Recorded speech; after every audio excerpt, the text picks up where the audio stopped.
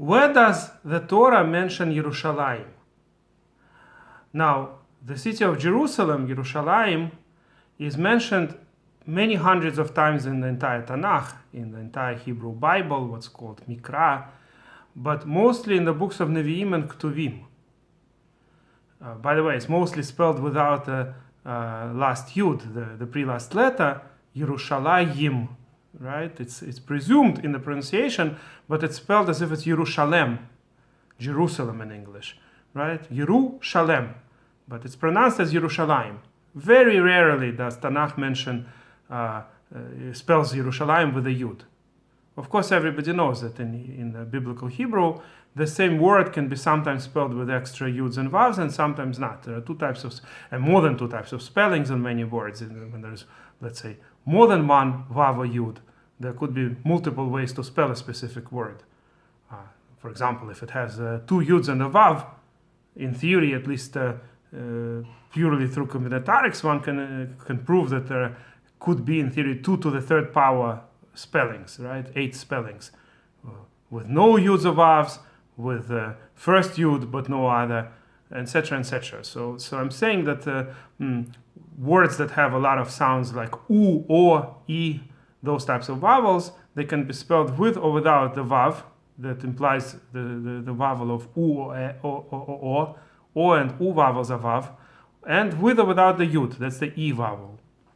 So that's why words that have a lot of such vowels, they can in theory have a lot of different spellings. Doesn't mean every spelling appears somewhere in Tanakh, but at least some words appear in 3 or 4 different spellings, and many words appear in 2 different spellings. So it's not a big surprise that Yerushalayim appears sometimes with a yud, sometimes without the yud, but mostly without the yud. Over 600 times it appears without the yud.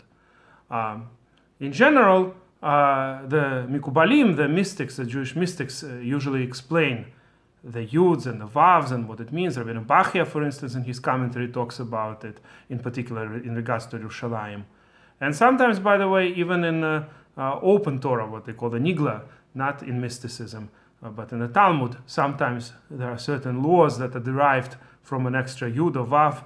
But we have to know that most of the time it's more like an asmachta, meaning it's not that the law depends on the extra yud.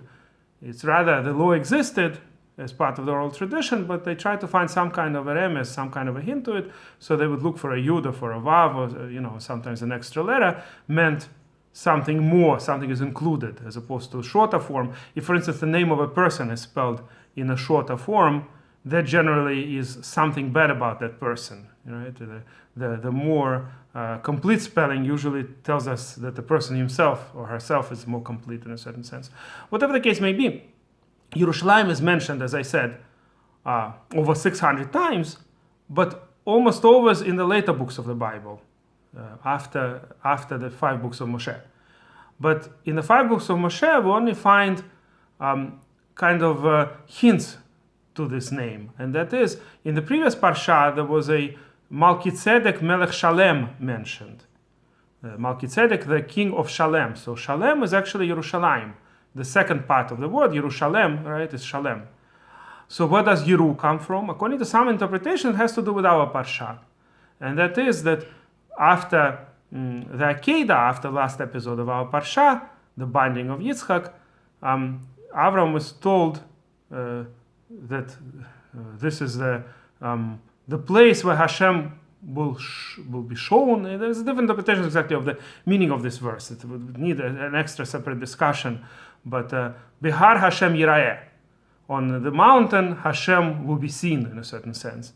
Of course, when the Jews would later come to the temple 3 times a year, the Torah actually calls it seeing Hashem. That doesn't mean we believe that Hashem has a body that you could see. Rather, what it means is a certain experience that we use the human language as another language we could use. The Torah gives us a possibility to use human terms in regards to Hashem. That's just a general Judaism 101 kind of thing, right? Judaism, on the first, one of the first things that our children learn is that Hashem has no body, but the Torah uses what's called anthropomorphisms. It uses characteristics of people are used with regards to Hashem. Hashem sees, Hashem hears, Hashem's arm is stretched to save people, etc., etc. The eyes of Hashem are looking at the world. all of this is anthropomorphisms, and including the idea that Behar Hashem Yirayeh, in a certain sense, Hashem will see us, we'll see Hashem when we come to the temple 3 times a year. We'll experience very great closeness to Shekhinah, to Hashem's presence, whatever that means or whatever that meant. People who came there, they had real, as the Yerushalayim, the Jerusalem Talmud, what they used to call Palestinian Talmud, until the Arabs started calling themselves Palestinians. In earlier sources, they usually call the Yerushalayim Palestinian Talmud in English. So this is when the Jews were Palestinians and the Arabs were just Arabs. the good old times. Anyway, so in the Palestinian Talmud, it says that they used to come to the temple and were drawing Ruach HaKodesh, real a prophetic spirit, or the real spirit of God in a certain sense. They would draw, meaning that people would enjoy great closeness when they came 3 times a year on the holidays to the temple, and that's how Hashem would see them and would be seen by them in a certain sense. So whatever these verses mean at the end of our weekly reading, they definitely have this this word Yiru, will see, and that, according to some interpretation, has to do with the first part of the name of Yerushalayim. Yerushalem will be seen in a city of Shalem, I guess, and Yerushalayim. So what's interesting is the one place which the Torah mentions hundreds and hundreds of times, over 600 times, the one place that is the most holy place for the Jewish people, became the one place that's contested today by the Arabs. Now, in the rest of the world, everywhere, even people who could become completely anti-Semitic, they will agree that the Jews did have a temple. The first temple, the second temple, nobody ever argued that the Jews had a temple there. In the Arab world, in the recent years, it became popular to deny even that connection of the Jewish people, that they deny even the fact that we had temples. The so-called Palestinian Authority constantly destroys any artifacts that are left in that mountain. Priceless artifacts that archaeologists are so fond of finding, it all goes to the garbage, basically. And what's interesting is the New York Times and a lot of the leftist type of newspapers and the media is trying to support that. It's absolutely horrid what's going on. That there was an article which was the example of enormous lies on top of piling up lies on top of lies. And that is, it would make an impression as if there was some dispute about Jews ever having the temple. But actually, if you read that New York Times article, all it's discussing is that there's a dispute exactly where the temple stood. Okay, it could be a few feet away in this direction, a few feet away to that direction. There is quite a bit of dispute in terms of the exact location, up to a few feet. Yeah, no question about that. There was some dispute. Even what is called amma in Hebrew, the measure of an amma, which is the distance between middle finger and the elbow on average. So there's a dispute exactly how much that is. Is it half a meter approximately? Is it a little bit less? Is it a little bit more? So all these, we have the tradition, there's a whole Mishnah that deals with just the measures of the temple. It's called midot. So it does discuss, and depending on how big the amma is and certain other questions, there is something to discuss. The Western Wall, for instance, there is a question if it's the wall of the actual temple or the wall of the mountain. But whatever the case may be, these are all minor issues. There's absolutely no question in the rest of the world that the Jews had a temple.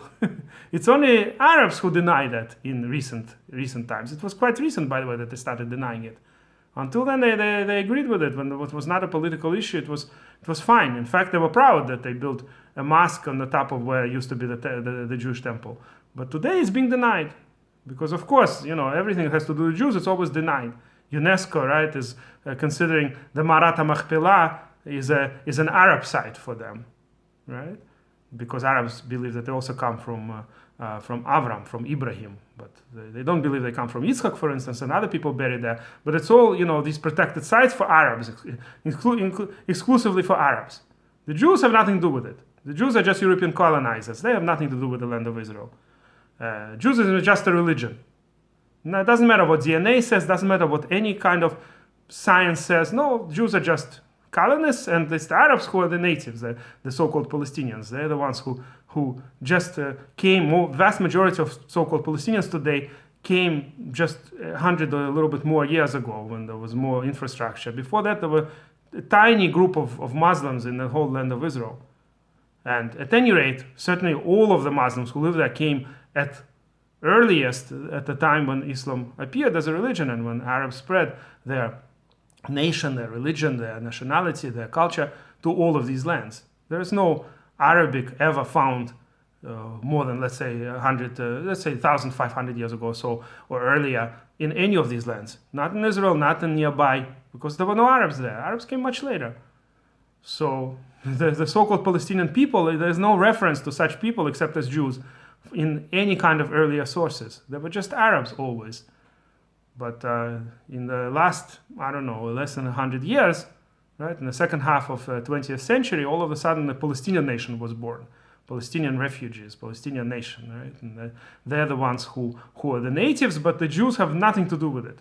We're all just a religion, and we have nothing to do with our ancient, right? We're the ones who speak the language that archaeologists find. We're the ones who have the religion of the people who lived here.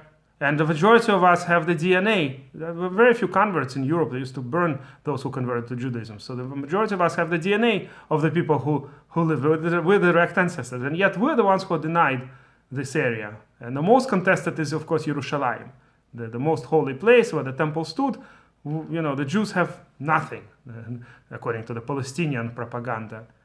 Now it's interesting that